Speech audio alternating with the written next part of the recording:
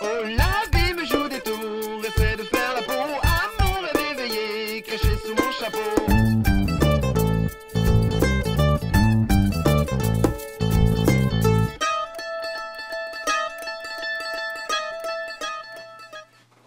Hi everyone, La Gitana here, and today we're going to be talking a little bit about divination and the cut-up method, which became popular by William S. Burroughs in the 1950s.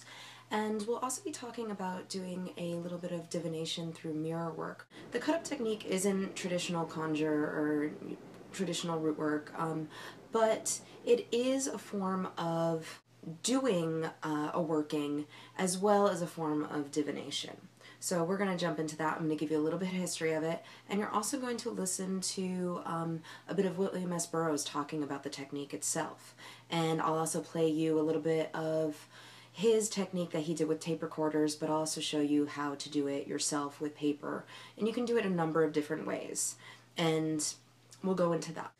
Okay, so the cut-up method was actually born in the 1920s, and it was a Dadaist writer by the name of Tristan Tzara, and they wrote the Dada Manifesto on feeble and bitter love.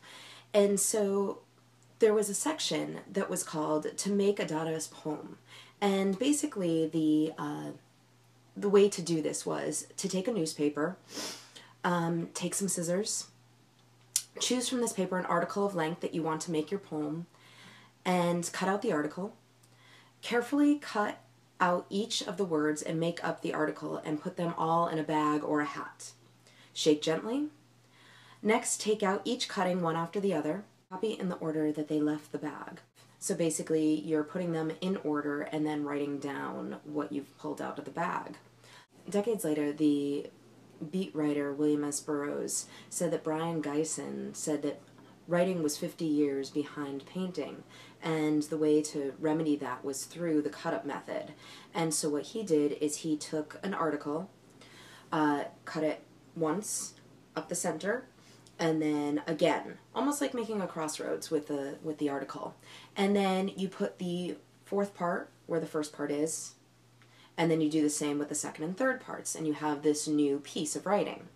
And so from that, bits of future leak out. And you'll hear this again in the bit that you're going to hear with William S. Burroughs. But I've done this a number of times within my own journals and for my own divination, because sometimes within an article or within your own journal writing or within your own spell work, there's bits that can be foretold through sort of rearranging the pieces that you already have. So it's a very interesting form of doing divination. It also goes along with bibliomancy, where you open up the book and you sort of just find your way to like a page and you put your hand down, and the first thing that you see will be the answer to your question. Sister Enable and I do this a lot with the Bible, and so we'll get kind of answers from that, especially if it's like a justified working. So what you do in this case, you can also take the book and open up to a page and fold over the page or fold over a couple pages and then see what you get from those sentences that are now connecting. Now, these experiments started not on tape recorders but on paper. In 1959, Brian Gysin said that writing is 50 years behind painting and applied the montage technique to words on a page. And this technique had already been used in painting at that time for 50 years. It was, in fact, kind of old hat in painting. Brian copied out phrases from newspapers and magazines, then took his scissors and cut these selections into pieces and rearranged the fragments at random. And these cut-up experiments appeared in Minutes to Go in 1959. When you experiment with cut-ups over a period of time, you find that some of the cut-ups and rearranged texts seem to refer to future events. I cut up an article written by John Paul Getty and got, "It's a bad thing to sue your own father." This was a rearrangement and wasn't in the original text. And a year later, one of his sons did sue him. I mean, it's just purely extraneous information. It meant nothing to me. I had nothing to gain on either side. We had no explanation for this at the time, it just suggesting the press when you cut into the present, the future leaks out. But we simply accepted it and continued the experiments. The next step was cut-ups on the tape recorder, and Brian was the first to take this obvious step. Now, the first tape recorder cut-ups were a simple extension of cut-ups on paper. You record, there are many ways of doing these, but here's one way. You record, say, 10 minutes on the recorder. Then you spin the reel backwards or forwards, just like that, without recording. Stop at random and cut in a phrase. Now, of course, when you've cut in that phrase, you've wiped out what's ever there, and you have a new juxtaposition. Now, how random is random? We know so much that we don't consciously know that perhaps the cut-in was not random. The operator, on some level, knew just where he was cutting in. As you know, on some level, exactly where you were and what you were doing 10 years ago at this particular time. But you couldn't, most of you couldn't, there are a few freaks that can, make that knowledge consciously available. And the same way, while you're doing the tape, on some level, you know just exactly where your words are. So cut-ups put you in touch with what you know and do not know that you know. Now, of course, this procedure on the tape recorder produces new words by altered juxtaposition, just as new words are produced by cut-ups on paper. Well, we went on to exploit the potentials of the tape recorder, cut up, slow down, speed up, run backwards, inch the tape, that means work it back and forth across the tape head, play several tracks at once, cut back and forth between two recorders. Now, here are some tapes which Brian made with all the technical facilities of the BBC in London, and they show, I think, what can be done with a human voice and one phrase. Well, they like appreciating vegetables.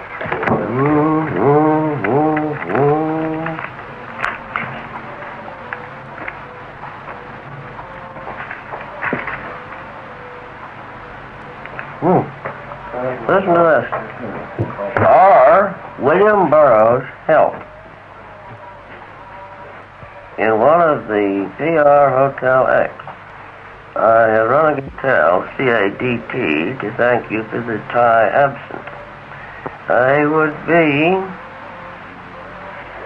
on my brief passa and evenings out, so what interesting indications. My funds are very thoughts during sometime Fausch, and wondering on recently read and indicating something which you quote Paris during the tend to anti-intellect, I thank you in it, but carry over and all proffer me. Doesn't make much sense. No.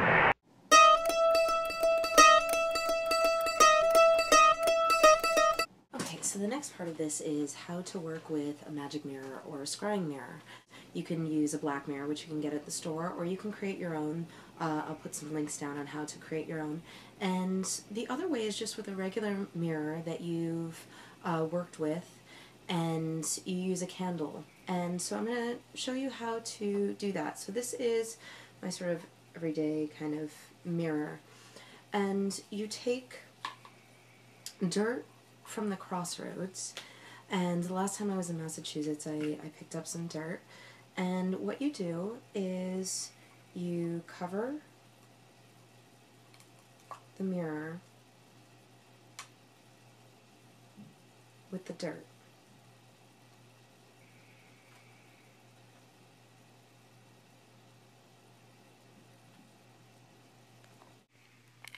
So as you can see, I'm covering this mirror with the dirt, and if you live by crossroads, you can actually just go to the crossroads, bury the mirror.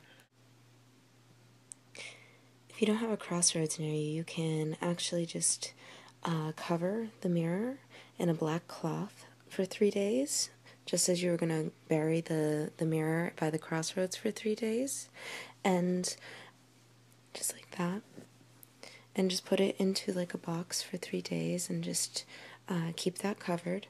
After the 3 days is up, you can let your little pet be the first one to look into it, as Cupie is very, very interested right now. Or if you don't have a pet, you can always take the dirt off, wash the mirror down with a little bit of vinegar and water, and then what you'll do is you'll put a candle in front of it, and you be the first person to look into it and just sort of let your eyes go out of focus and stare into that and think the intentions that you want to put into that mirror. So if it's specifically a scrying mirror, then you're going to want to put that intention into it. With the mirrors all around my house, each one has a different intention. Some of them are for scrying, some of them are for glamour, and so there's a whole bunch of different intentions within them. But what you'll do is, if that's specifically your scrying mirror, then after you're finished using it, you're going to wrap it up and keep it in a safe place at all times. In order to scry with it, what you're going to do is you are going to set the mirror up somewhere sacred, or, you know, you can even like do it even on your bed or wherever you feel comfortable.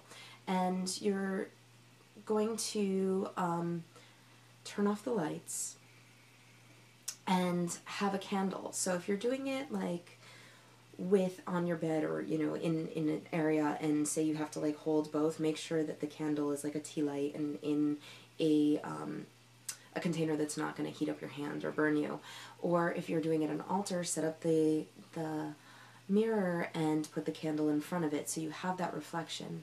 And then you're going to just look into the mirror and let your eyes go out of focus again, and you'll start to notice after a while that your face will start to change, and it won't resemble your face anymore, and it will start resembling someone else. And so what you'll do at that time is just allow whatever is coming into your head, even if it doesn't really make sense, even if it's just, it seems like it's your own thoughts, just allow anything like that to come through. Sometimes you'll see your lips move, and that can be really scary, but it's all part of it. Our next video is going to be on throwing the bones. We'll be looking into how to throw the bones, how to prepare your own bones, and a few of the patterns that they fall into. And so stick with us, and you can always check us out on londonconjure.com. We're also on Facebook, London Conjure, and feel free to ask us any questions. If you'd like to see us do a video on something, leave a comment or write us an email, and we'll be sure and get back to you.